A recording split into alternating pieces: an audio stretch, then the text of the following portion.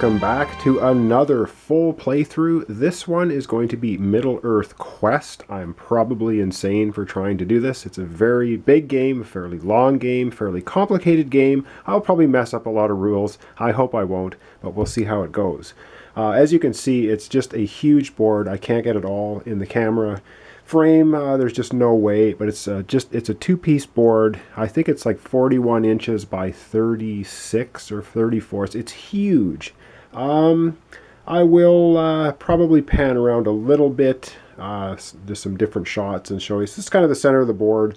You get all these locations in Middle-earth that are heroes and our minions and our monsters will be traveling around. Sauron will be launching his evil plots to corrupt things in the land, and we'll see that in action as we play through. But the first thing I'm going to do, and then I'll show a couple more bits of the board, is we will just randomly pick there are 5 heroes that come with the game. And of course the game takes place between The Hobbit and Lord of the Rings, so we're not going to be playing Legolas or Gimli, but they may, well, those two will show up, but people like Denethor and Gandalf and Aragorn or Boromir may show up in the game, and you'll see how that happens as we play. So I've got the 5 starting characters here. I'm just going to put them down on the board like this. So 1, 2, 3, 4, 5. And I will just grab a 6-sided die, and I will just randomly, I'm going to be playing with 2 of them. You can play this game with either 1 hero or 3, so a total of 2 players, because 1 plays Sauron, or 4 players, 3 heroes, and Sauron. So I'm just going to go ahead and randomly get 2 of these heroes. So the first one, number 1, we will have Eleanor, and I'll show you the character cards here in a minute. So she is going to be one of our heroes, and I guess that's 2, 3, 4, and 5. If we roll a 6, roll again. 1. All right, Eleanor, definitely in. And what do we have here? A 5. So this is it's the elf, and I forget his name, but I will tell you that shortly. All right, so we have the noblewoman and we have the elf. We'll be playing Middle-earth Quest, and the other ones are going to go to the back to the box. All right, I will show the other sections of the board, and then we'll get into the hero setup, and after that we'll get into Sauron's setup. Okay, and I'm going to apologize in advance here. I'm just going to use my Steadicam skills, I hope, and just do a quick tour of the board and the areas. So this is the bottom right corner of the board. This is the Sauron area. You can see here there's a shadow pool, and I will explain that as I set up, as I play. We have the shadow cards located here. There's a deck of cards. We have the activation tokens for Sauron. And we go up here, it's the tower where Sauron will be placing his plots. He has 3 starting plots. We're going to randomly pick one of those. I'll do that in the Sauron setup. Again, huge board. So panning up here, I put the monster card decks up at the top, and these are all the monster cards, different types that the heroes can run into. Here we have kind of the timer track at the very top.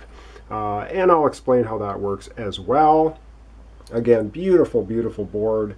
Very nice artwork. And we come down here to the bottom. We have a peril deck of cards. Sometimes spots on the board can become perilous to heroes. And we have corruption cards, I think they're called. I probably got that wrong. Does it say on them what they are? No. Anyway, this is bad things happening to our heroes. We have our influence for Sauron. I just put a little dish here. And then on the bottom left corner of the board here, these are all the encounter decks for the different locations that are all color-coded on the board. So if we zoom in on one here, you can see this is like a yellow location. And we go over somewhere else and we get into brown locations, or we have light green, dark green. So these are all the color-coded encounter cards that happen during play. And then we have the handy-dandy turn reference, which tells you here the Sauron turn goes first, then the hero turn sequence, and then what the heroes can do while they're exploring. At the very top here, I've just set aside the the event cards that happen in the different phases. You can see 1, 2, 3.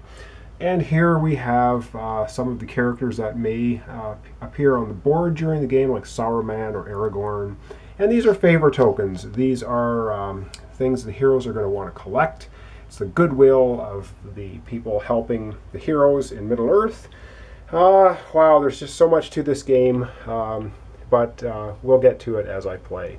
And like I said, this is the timer track at the top. So this is Phase 1, then we get into Phase 2 and Phase 3. And again, if you're getting seasick here, I apologize. And up here we have all the monster tokens, and they're color-coded to location as well. There's 10 of each. 60% of them are actual monsters. 40% are just are rumors of monsters, which means they're not monsters. Then we have skill cards that the heroes can get training and upgrade their hand, and then we have items, elven cloaks, horses, and boats, and then the back of the 40-page rulebook, which has the quick reference. And then here I'm going to use some Scrabble tiles to have the player cards, and I will show you the hero cards in a second. So this is Eleanor's miniature, very, very nice detail on them. Fantasy Flight game, of course. And this is Argad, remember his name. And each has 2 starting quests. We're going to pick one randomly and an advanced quest. They also have a deck of cards, 25, which has to do with movement and for attack and defense. And lastly, during the setup, I will randomly pick one of the 5 hidden mission objectives. So wow, yes, I'm going to go back to Steadicam, or back to the tripod after this. And here are the minions. We have the Witch King. We have the Ring Wraiths. We have Gothmog of Gorgoroth.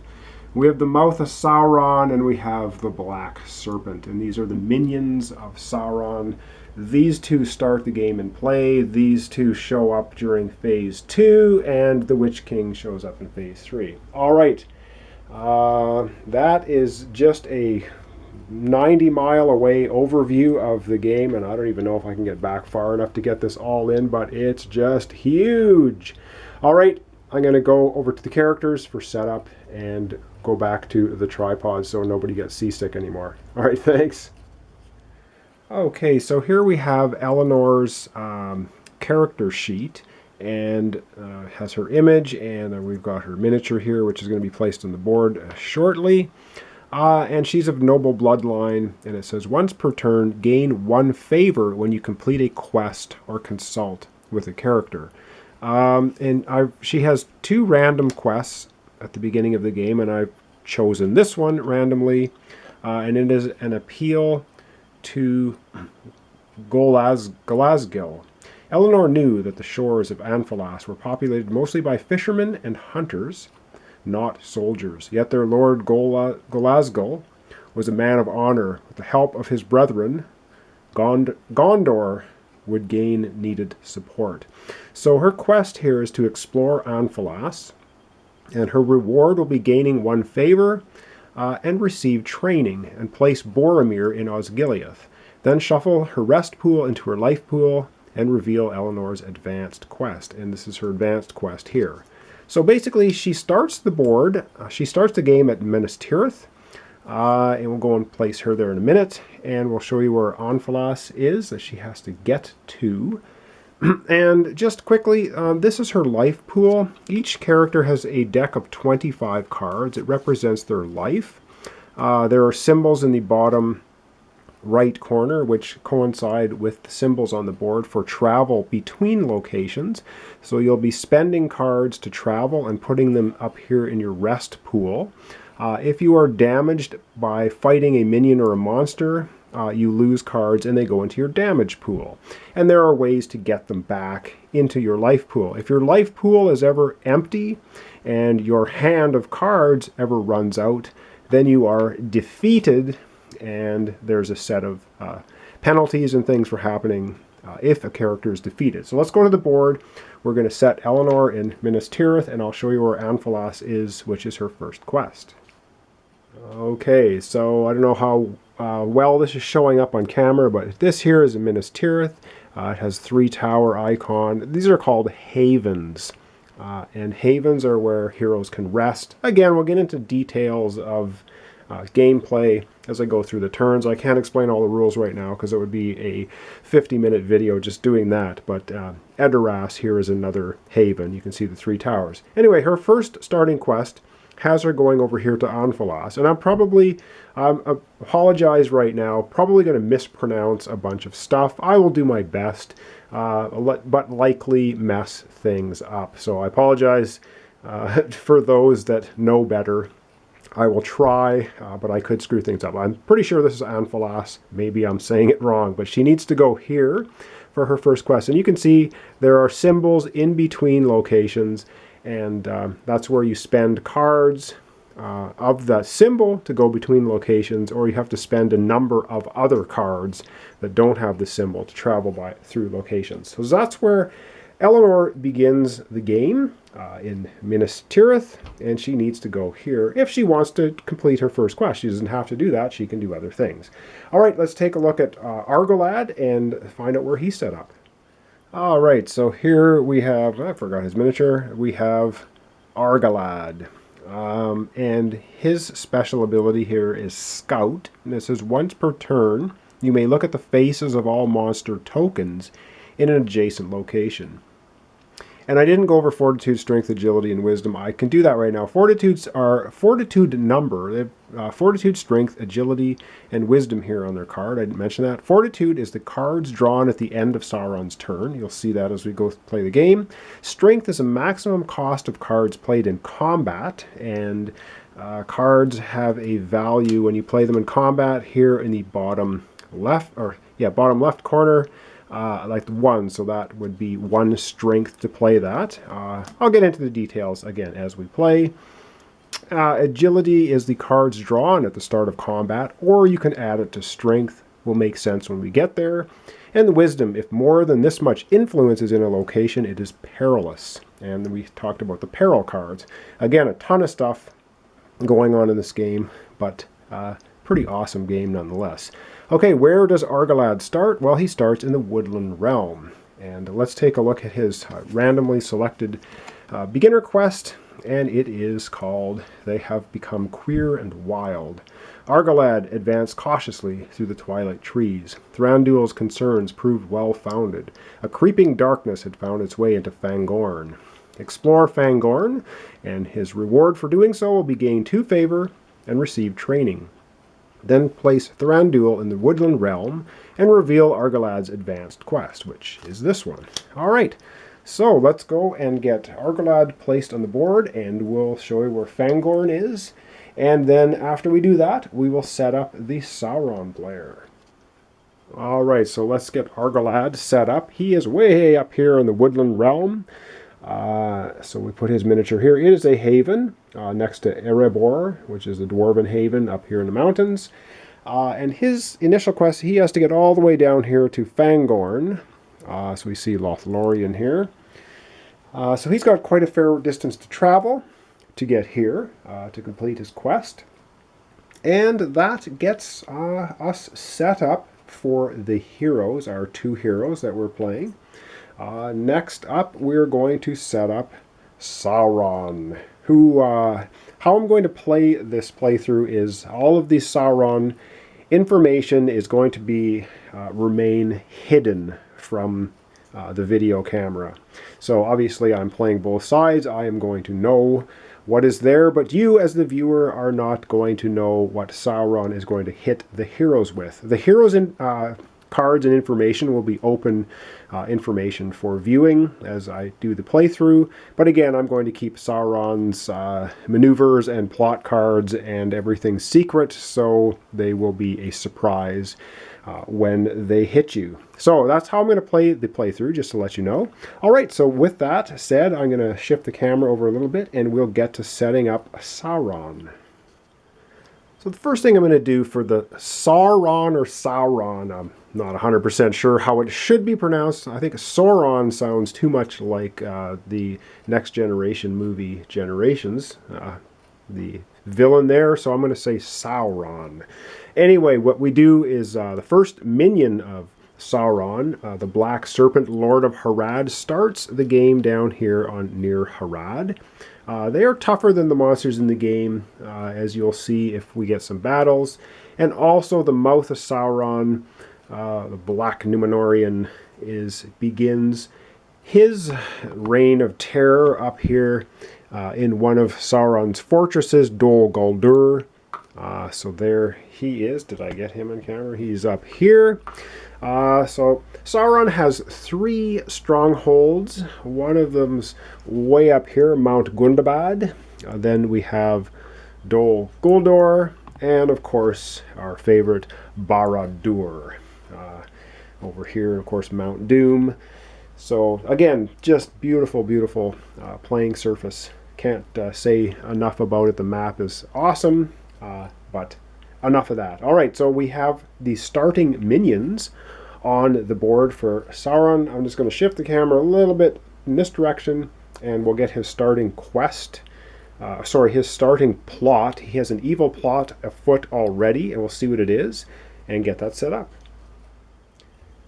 And I apologize if you've never played the game before and I'm glazing over things here at 100 miles an hour and it's making no sense. Hopefully, if you watch along as I play through the turns, the terminology, the turn order, the things that happen will begin to make sense.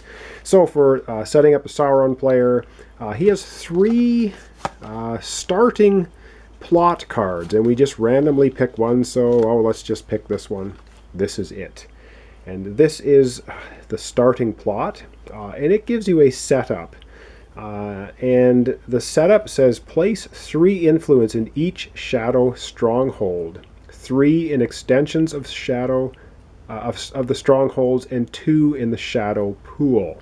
And again, does this make any sense? It will as we play the game. So this here is the shadow pool. So we're supposed to put 2 of these influence tokens down here.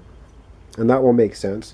To play these cards, which are shadow cards, or to play these cards, which are plot cards, you have to have a certain number of power points in the shadow pool. Right now I have 2, so I can play cards that have a value of 2, 1, or 0, and that will show up in this corner. Of course, these are starting plots. They don't cost anything to play. They just begin the game on the board.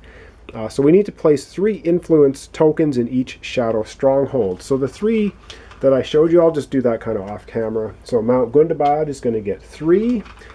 Where the Mouth of Sauron which is Dol Guldur, will get 3 influence tokens, and Barad-dûr will also get 3. And I don't know if you can see it, but there's a 6 here on Barad-dûr. There's a 3 on the other ones. That's the maximum number of influence tokens that can be placed on here, and that will make sense as we start spreading out influence. And of course, we look at the card, and it says 3 in extension of strongholds. And so what that means is we get to take 3 of these Sauron, or Sauron gets to take 3 influence tokens and put them in extension of strongholds. So he is going to put 1 on Mount Doom, 1 here on the plains of Gorgoroth, and 1 here on the Sea of Udun. And this will make sense. You need to have influence tokens in areas to place monster tokens down, and monsters can only move to places that have influence of Sauron. And again, maybe this isn't making sense if you've never played the game. And now next he is going to draw 3 shadow cards, choose 2 to keep, and discard the other. So these are the shadow cards. So like I said, I'm going to keep this all secret, so he gets to choose 3 of them, keep 2, and discard 1. So I'm going to do that sort of off camera. So Sauron is busy doing that. And then we draw 4 plot cards, choose 2 to keep, and place the others on the bottom of the plot deck. Okay. So that's going to be choosing 4 of these, 1, 2, 3, 4. So we grab the top 4 plot cards. Again, we hand that over to the Sauron player, and he'll be busy doing that in his dark area. And next, we actually place the starting plot card on the tower here of Barad-dûr up at the number 1 space, and this says it affects Isengard. Well, what does that mean?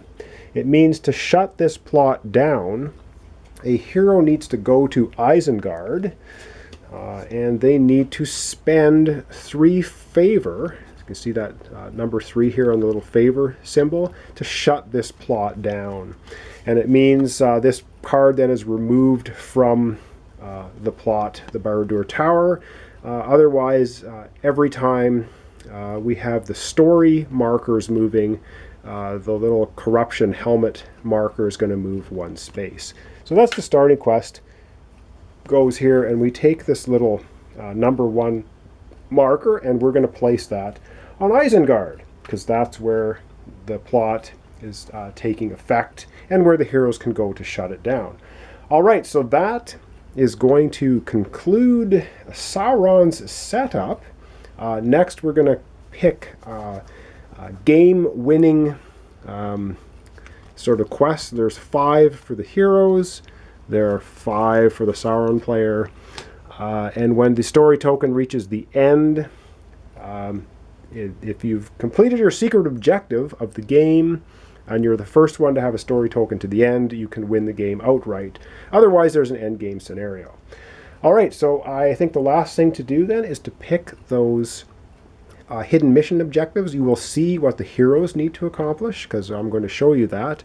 And of course, the Sauron hidden objective will remain hidden, and you won't know what it is. All right, so that's the last thing we're going to do, and we'll wrap it up.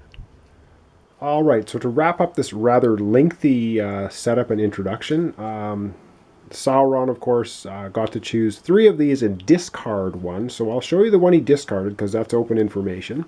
And I can show you what a shadow card sort of looks like. So you see in the upper left corner, that's how much influence must be in the shadow pool to play it. Has a really nice piece of artwork. All of the cards in the game have that, just really, really nice, called Storms of Mordor, and has a bunch of text. Play during your action step, so during Sauron's action step. So this is the one he discarded. I'm not going to read through it, but there are a bunch. I think there's 26 shadow cards in the game. So as we can see here now, the opening plot is in Isengard with the number 1 marker in it. And let's get to choosing randomly a hero's hidden objective. So Sauron, not going to know what it is, and boom, it's going to be this one. And let's see what it is. It is Isildur's Secret. And this says the heroes win if they collectively have at least 5 favor. So favor are the tokens that will be scattered throughout the realm, and they look like this. And so that is the heroes' secret objective. So if they can get their story marker to the end of the finale space first, and have collectively between the 2 of them 5 favor tokens in their possession, they'll win the game instantly. However, if Sauron gets to the finale first and completes his objective, he'll win the game. And so this is going to be Sauron choosing his, so go ahead and choose one, and Sauron takes that one. Oh yeah, okay. So we don't know what it is. The other ones get discarded to the box, and that's going to be that. All right. That is the setup and introduction to Middle-earth Quest. I hope I can do justice to the game. It is really quite something. Comparable, I think, to War of the Ring. Some people like this better than War of the Ring. I have War of the Ring as well. I find it quite good. I also find this quite good. So I'm going to say they're kind of they're different, but they're equally fun to play. I think this one doesn't take quite as long to play it as War of the Ring, so it might be something to think about if you want to get one, big Lord of the Rings game. Anyway, I'm going to cut it off here. That's a good introduction. The board is set. We have the Mouth of Sauron out. We have the Black Serpent out. We have Argad. We have Eleanor, the heroes, beginning in Minas Tirith for Eleanor, and the Woodland Realm for Argad. The first turn sequence of the game is going to be the Sauron turn. So when we return, Sauron will be doing his evil things, and then afterwards, each of the heroes will go in order of their turns. All right, thanks for watching. Thanks for subscribing. Join me next time for the beginning of Middle-earth Quest.